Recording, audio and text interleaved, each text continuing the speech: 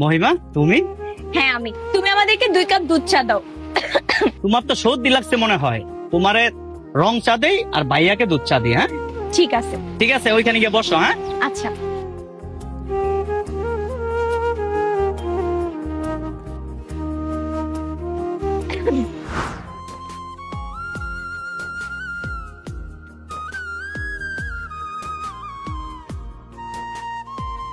এই যে এটা তোমার রং চা, আর ভাইয়া এটা আপনার দুধ চা। হ্যাঁ তাহলে তোমরা কথা বলো, আমি যাই, আর কিছু লাগলে আমাকে বললো। ওকে? আচ্ছা, পরিচয় হও। ও হচ্ছে আমার ফ্রেন্ড।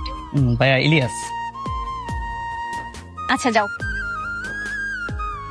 মহিমা, একটা কথা বলি, এই চাওলা মনে হচ্ছে তোর সাথে একটু বেশি ফ্রি হয়ে যাচ্ছে না?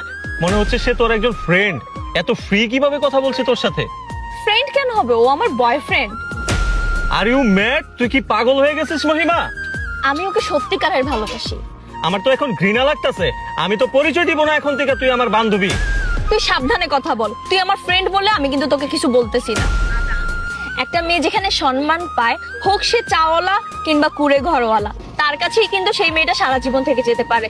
কিন্তু যেখানে সম্মান নেই, সেখানে দেখ কোটি কোটি টাকা, অথচ সেখানে সেই মেয়েটা সুখে থাকতে পারে না। থাম, তুই থাক তার চাওয়ালাকে নিয়ে, আমি গেলাম। এই দাঁড়া, চা তোর ফ্রিতে খাস নাই, টাকাটা দিয়ে যা চায়ের। আমার কাছে টাকা নাই, তুই দিয়ে দে।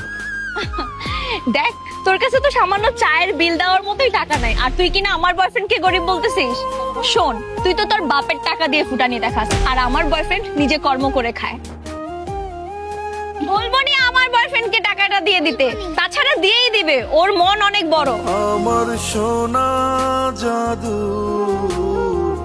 ময়না পাখি